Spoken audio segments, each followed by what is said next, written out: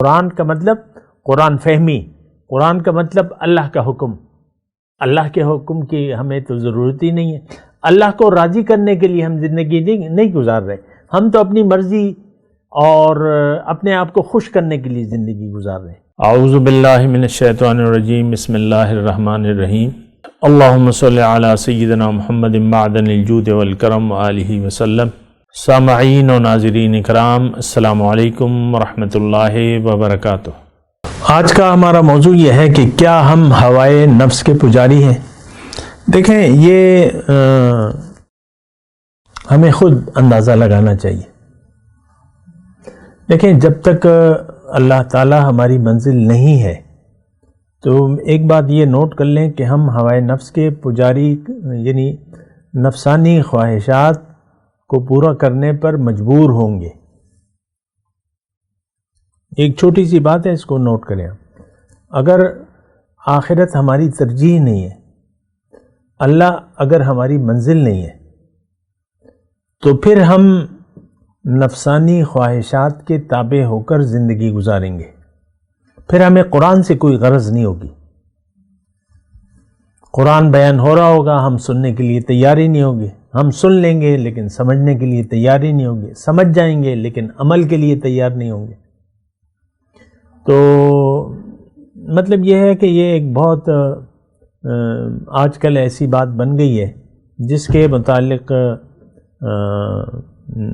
یعنی جس کو بیان کرنا بھی بہت زیادہ ضروری ہو گیا ہے۔ ایک مستقل نقصان کا سودا ہم نے کر لیا ہے، دنیا کو آخرت کے اوپر ترجیح دے کر ہم نے بہت بڑے نقصان کا سودا کر لیا ہے۔ اس وقت تو شاید آپ کو پتہ نہ چلے، لیکن دنیا میں دیکھیں، دنیا بھی گناہوں کی سزا دیتی ہے، اور اس کا علامات یہ ہیں قرآن کی روح سے، من اعرض عن ذکری فإن له معیشۃ ضنکا۔ اللہ تعالیٰ نے فرمایا کہ جس نے بھی میری یاد سے منہ موڑ لیا، اس کی زندگی میں اس پر تنگ کر دوں گا، وہ پریشان حال ہوگا، بدحال ہوگا۔ آپ دیکھ لیں، آپ یعنی عام طور پہ لوگ جو ہیں پریشان ہیں۔ ٹھیک ہے، ہر شخص کی اپنی اپنی پریشانی کی وجوہات ہوں گی، لیکن وہ وجوہات جو ہیں وہ صرف ظاہر ہیں، اور ہماری دیکھیں، ہم چین، سکون، اطمینان یہ صرف اللہ کی یاد میں ہے۔ ہمارا دل تو اللہ کی یاد سے غافل ہے، دنیا کی یاد سے آباد ہے۔ اپنے دل کا اندازہ لیں، یعنی کسی وقت اکیلے میں آپ اپنے دل کے اندر جھانک کے دیکھیں تو اس میں صرف دنیا ہی بھری ہوئی ہے۔ آخرت، جنت، دوزخ، قبر، یہ ہمارے دل کی کوئی پریشانی نہیں ہے۔ اس میں قبر میں کیا ہوگا اور یوم حشر میں ہمارا کیا حال ہوگا، یا ہم جنت میں جائیں گے یا دوزخ میں جائیں گے، یہ ہماری پریشانیاں نہیں ہیں۔ کیوں کہ اس پر ہمیں یقین نہیں ہے۔ کلیئر بات یہی ہے، ہمارا یقین ہے ظاہر پر۔ جب آپ ظاہر پر یقین کر لیتے ہیں، یا دوسرے الفاظ میں جب آپ کو ظاہر کا دھوکہ لگ جاتا ہے تو آپ کو مختلف عوارض اور پریشانیاں آپ اپنے لیے ڈھونڈ لیتے ہیں۔ کوئی انسان ایسا نہیں ہے جس نے دنیا کو ترجیح دے دی ہو اور اس کا دل مطمئن ہو۔ ایسا کوئی شخص آپ نہیں بتا سکتے، کیونکہ اطمینان جو ہے وہ اللہ کی یاد میں ہے۔ اللہ کی یاد کا مطلب یہ ہے کہ آپ نے اپنے آپ کو پہچان لیا، اپنی منزل کو پہچان لیا، اور آپ نے آخرت کو دنیا پر ترجیح دے دی، اور آپ مسلسل اب لگ گئے آخرت کی تیاری میں۔ ہر کام میں آپ احتیاط سے کام لیں گے، تقوی سے کام لیں گے، اللہ کی رضا کا خیال رکھیں گے۔ تو اگر ایسا نہیں ہے، دیکھیں میرے موضوع آج کا کیا ہے کہ کیا ہم ہوائے نفس کے پجاری ہیں؟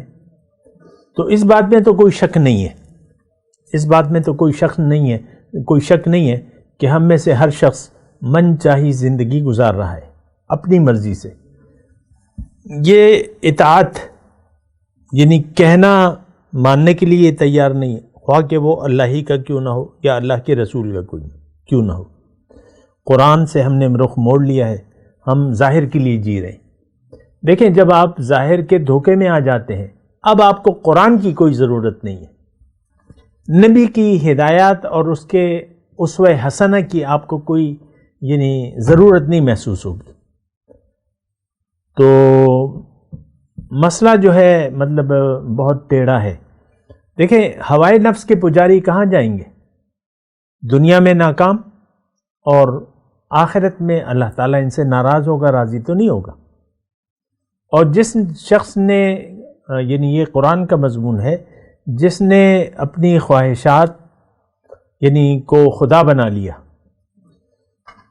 من چاہی زندگی گزاری، یہ شخص دنیا اور آخرت میں بہت بڑا نقصان اٹھائے گا۔ خسرت دنیا والآخرہ کے الفاظ ہیں قرآن مجید میں، دنیا اور آخرت میں یہ نقصان اٹھائے گا۔ تو ایک آیت میں آپ کو اس سلسلے میں پیش کروں، ارائیت من اتخذ الہہ ہواہ، کیا دیکھا ہے تم نے اس شخص کو جس نے اپنی خواہشات کو اپنا معبود بنا لیا ہے؟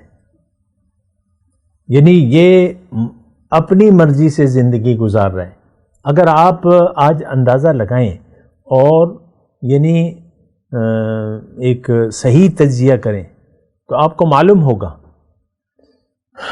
یہ بات اس میں کوئی دوسری رائے نہیں ہے کہ ہم قرآن کو ترک قرآن کے ہم مجرم بن گئے۔ قرآن سے ہماری کوئی دلچسپی نہیں ہے۔ قرآن کا مطلب قرآن فہمی، قرآن کا مطلب اللہ کا حکم، اللہ کے حکم کی ہمیں تو ضرورت ہی نہیں ہے۔ اللہ کو راضی کرنے کے لیے ہم زندگی نہیں گزار رہے، ہم تو اپنی مرضی اور اپنے آپ کو خوش کرنے کے لیے زندگی گزار رہے ہیں، پھر پریشانیاں ہیں اس کے پیچھے آپ لگے رہتے ہیں، جو بھی ہے۔ تو دیکھیں اس کا بہت بڑا نقصان ہے اگر آپ غیر محتاط زندگی گزار رہے ہیں، اگر آپ اللہ کی رضا کے خلاف زندگی گزار رہے ہیں، یا آپ اللہ کی رضا کو نظر انداز کر کے زندگی گزار رہے، تو پھر آپ کا ٹھکانہ دنیا اور آخرت میں نقصان کے علاوہ کچھ بھی نہیں ہے۔ یہ بات میں واضح طور پہ کہہ دوں۔ قرآن میں ایک آیت ہے، ابھی میں ارائیت من اتخذ الہہ ہواہ، کیا دیکھا ہے تم نے اس شخص کو جس نے اپنی خواہشات کو اپنا خدا بنا لیا ہے، یہ اپنی مرضی سے زندگی گزار رہے۔ تو اس کی تو میں نے آپ کو خیر وجہ بتا بھی دی، اور دوبارہ بتا رہا ہوں کہ اگر دنیا کا ظاہر کا دھوکہ لگ گیا آپ کو اور اس کو آپ نے حقیقت سمجھ لیا بجائے امتحان کے، یہ تو ایک امتحان ہے، تو امتحان کی بجائے آپ نے اس کو آرام اور آسائش کا ذریعہ بنا لیا، یا دنیا ہی کو آپ نے حقیقت سمجھ لیا اور حاصل دنیا کو آپ نے حقیقت سمجھ لیا، تو پھر جو ہے آپ کو قرآن کی کوئی ضرورت نہیں رہے گی۔ دیکھیں یہ ایک دوسرے سے لازم و ملزوم باتیں ہیں۔ قرآن ہدایت الہی اور پیغمبر کا طریقہ، یہ دو چیزیں ہیں۔ اگر اس کی آپ ضرورت نہیں محسوس کر رہے، یہ میں آسانی سے دیکھیں آسان بات کروں، اگر آپ اللہ کے حکم اللہ کی رضا اور نبی کا طریقہ، اس کی آپ ضرورت نہیں محسوس کر رہے، جیسے کہ ایک بھوکا کھانے کی ضرورت محسوس کرتا ہے، اس طرح اگر بھوک نہیں ہے آپ کی، تو اس کا مطلب یہ ہے کہ آپ کو ظاہر کا دھوکہ لگ گیا ہے، آپ ظاہر کے دھوکے میں ہیں۔ اب یہ قرآن اور سنت، اس کی آپ کو پرواہ نہیں ہوگی، اللہ کی رضا کیا ہے، رسول کا طریقہ کیا ہے، یہ آپ کے لیے غیر اہم ہوگا۔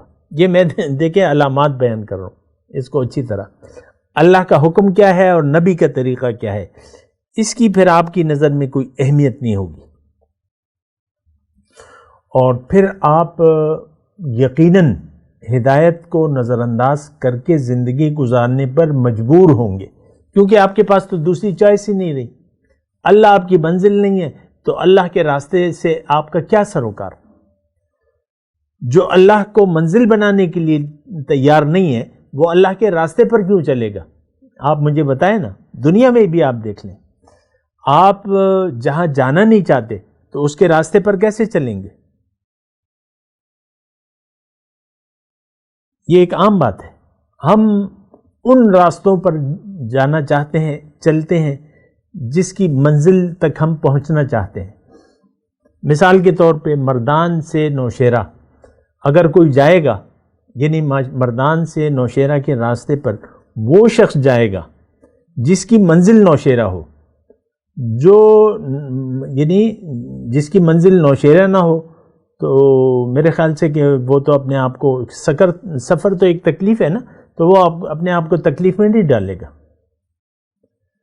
گرمی کا موسم ہے، باپ بیٹے کو کہتا ہے، نواب شاہ گرم ترین علاقہ ہے کہ بھئی تم 6 دن کے لیے نواب شاہ چلے جاؤ، سخت گرمی کا موسم ہے، باپ بیٹے کو کہتا ہے یہ لو پیسے خرچہ لے لو۔ بیٹا پوچھے گا کیا ہے ابا، کیا ہے ماں؟